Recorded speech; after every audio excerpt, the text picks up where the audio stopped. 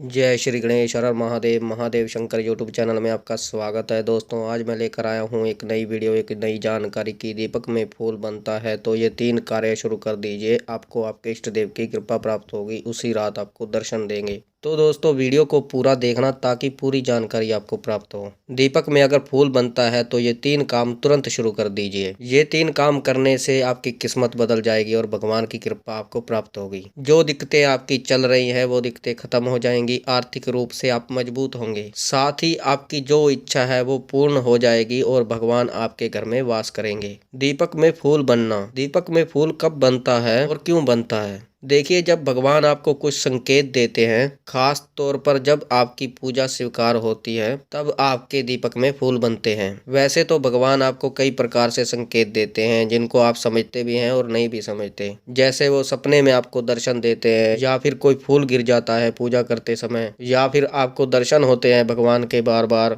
आपको ऐसा लगता है कि भगवान जैसे मुस्कुरा रहे हों आपको देखकर, आपकी जो मनोकामना है वो पूर्ण हो जाती है। दीपक जो होता है, जो उसमें फूल बनता है, उसमें आपको दर्शन होते हैं। तो कई प्रकार से वो आपको संकेत देते हैं, पर जो दीपक में फूल बनने का संकेत है वो अधिकतर साधकों के और जो भगवान के ज्यादा प्रिय होते हैं उनके दीपक में बनता है। और ये फूल बार बार नहीं बनता कि आप अगर सोचो कि रोज बनेगा, कि भगवान प्रसन्न है, भगवान का संकेत है, ये रोज रोज दीपक में नहीं बनता। अगर आपके दीपक में ये फूल बनता है तो आप समझ लीजिए कि भगवान आपसे प्रसन्न है। एक बार बनता है या 2 बार बनता है, जितनी बार भी बनता है। खास तौर पर ये फूल साधना के समय, नवरात्रों के समय, पितृपक्ष के समय, इस समय ये फूल सबसे ज्यादा बनता है। जो फूल बनता है दीपक में, ये गोल बाती में भी बनता है और लंबी बाती में भी बनता है। कई बच्चों का प्रश्न था जो चौकी पे आते हैं मेरे पास कि लंबी बाती में नहीं बनता, तो ऐसा नहीं है, गोल बाती में भी बनता है और लंबी बाती में भी बनता है। पहले मैं गोल बाती जलाता था तब भी बनता था, अब मैं लंबी बाती जलाता हूँ तब भी बनता है।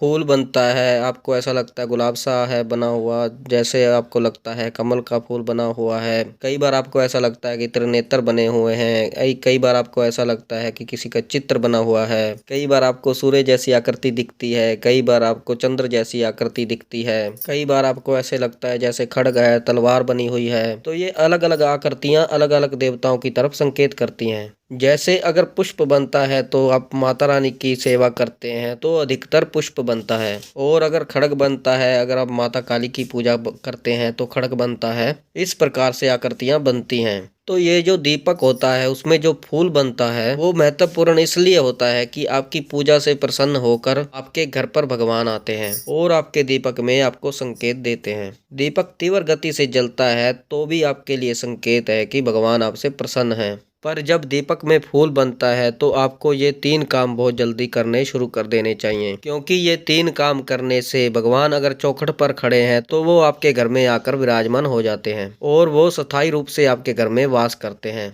और आपके तमाम कष्टों का निवारण करते हैं और आपकी इच्छाओं को पूर्ण करते हैं। हर प्रकार से आपको सुख समृद्धि प्रदान करते हैं। सबसे पहला जो आपको कार्य करना है वो कार्य है कि अगर दीपक में फूल बन रहा है तो उस दीपक को आपको, जब तक दीपक जल रहा है, नहीं तोड़ना। जब दीपक शांत हो जाए तो उस फूल को आप तोड़ लीजिए, किसी चिमटी से तोड़ लीजिए। तो उसमें घी मिलाकर आप सिंदूर मिला सकते हैं। अगर आप हनुमान जी के भक्त हैं, माता काली के हैं तो उसमें घी मिलाइए, माता दुर्गा के हैं तो उसमें घी मिलाइए। घी मिलाने के बाद उसका तिलक कीजिए। इस तिलक में इतनी शक्ति होती है कि उसका तिलक करने से आपके तमाम कार्य जो हैं बनते चले जाएंगे। साथ ही सामने वाला व्यक्ति आपके अनुसार कार्य करना शुरू कर देगा। लोग आपके बारे में सकारात्मक सोचेंगे। जिस प्रकार सूर्य की किरणें निकलती हैं उसी प्रकार ये तिलक करने से आपके शरीर से सकारात्मक ऊर्जाएं निकलेंगी जो अन्य व्यक्तियों को भी सकारात्मक कर देती हैं। तो ये जो दीपक का फूल है इसका आप हल्का सा तिलक करें। अगर आप तिलक भी नहीं कर सकते तो आप अपने कान के पीछे लगा सकते हैं, गर्दन के पीछे, यानी आप ऐसे शरीर के अंग पर लगाएं जहां पर अपवित्रता ना हो, जहां पर गंदे हाथ ना लगे, इस तरीके से। तो इस तिलक का बहुत महत्व होता है। अगर आपकी नौकरी नहीं लग रही है, इंटरव्यू में आप पास हो जाते हैं ये तिलक करने से, साथ ही कोई ऐसी परेशानी है जिसका आपको हल नहीं मिल रहा तो हल मिलना शुरू हो जाता है। साथ ही आपको कोई दिक्कत आती भी है तो इतनी दिक्कत नहीं आती कि जितनी अन्य व्यक्ति को आती है।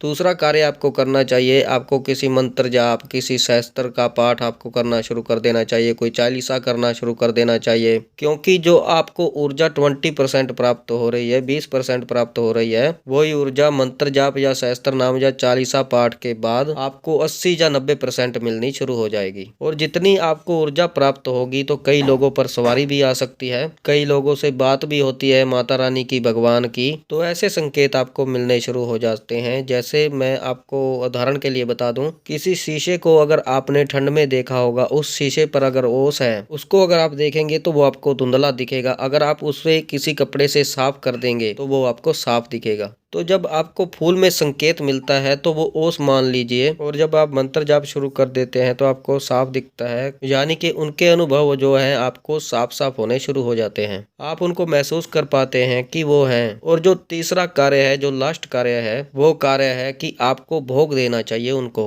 क्योंकि कितनी भी योनियां होती हैं वो भोग से तृप्त होती हैं, चाहे वो कोई भी योनि क्यों ना हो, चाहे वो देव योनि हो, चाहे वो प्रेत योनि हो, चाहे वो मनुष्य योनि क्यों ना हो, चाहे वो जीव योनि हो, सब भोग से तृप्त होते हैं। सभी योनियों को भोग बहुत प्रिय होता है। तो भगवान जब आपके घर में आते हैं तो उनके आदर सत्कार के लिए आपको उनको भोग जरूर देना चाहिए। आप मिष्ठान का भोग दे सकते हैं, 2 लौंग 2 पतासे का भोग दे सकते हैं। और सबसे उत्तम है कि जो सबसे पहली आपके घर में रोटी बनती है सुबह, उस पर छोटी सी गुड़ की डली रखकर भगवान को अर्पित करें, और लगभग 15-20 मिनट बाद उस भोग को आप अपने घर में बांट दें। इस चीज का विशेष रूप से ध्यान रखिए कि जब आप भोग भगवान को अर्पण करें तो आंख बंद करके करिए। आंख बंद करके भगवान का आह्वान कीजिए ताकि वो भोग को स्वीकार कर सकें। तो इन 3 कार्यों को करने से आपके घर में सुख समृद्धि आनी शुरू हो जाएगी, संपन्नता जो है वो शुरू हो जाएगी, यकीन मानिए। इन 3 कार्यों से आपके घर में बहुत ज़्यादा फर्क पड़ेगा सकारात्मकता का। साथ ही आपके काम बनने शुरू हो जाएंगे, आपकी आर्थिक जो दिक्कतें हैं वो खत्म होनी शुरू हो जाएंगी, भौतिक जीवन भी आपका स्वस्थ हो जाएगा, सुखमय हो जाएगा, और आध्यात्मिक जीवन की तरफ आप अग्रसर होना शुरू हो जाएंगे। तो अगर आपके भी दीपक में फूल बनता है तो आप 3 कार्य ये करना शुरू कर दीजिए, ताकि आपके इष्ट देव की आपको पूर्णतः कृपा प्राप्त हो, और आपकी सारी समस्याएं दूर हों, आपके सारे कष्ट दूर हों, आपकी हर दिक्कत दूर हो, आपकी आर्थिक तंगी जो है वो भी खत्म हो जाए। तो मुझे विश्वास है कि ये जानकारी आपको पसंद आई होगी। अगर आप हमारे चैनल पर नए हैं तो चैनल को सब्सक्राइब कीजिए, बेल आइकन को दबाइए, ताकि हमारी जो नई जानकारी आए आध्यात्मिक से जुड़ी हुई, भक्ति से जुड़ी हुई, वो सबसे पहले आपको प्राप्त हो। ज़्यादा से ज़्यादा इस वीडियो को शेयर कीजिए ताकि और लोगों तक ये जानकारी पहुँचे और उनको पता चले कि दीपक में फूल बनने के क्या संकेत होते हैं, और वो इन 3 कार्यों को करना शुरू करें ताकि इष्ट देव की उनको पूर्णतः कृपा प्राप्त हो, उनके घर में सुख समृद्धि आए और उनके कष्ट सारे दूर हो।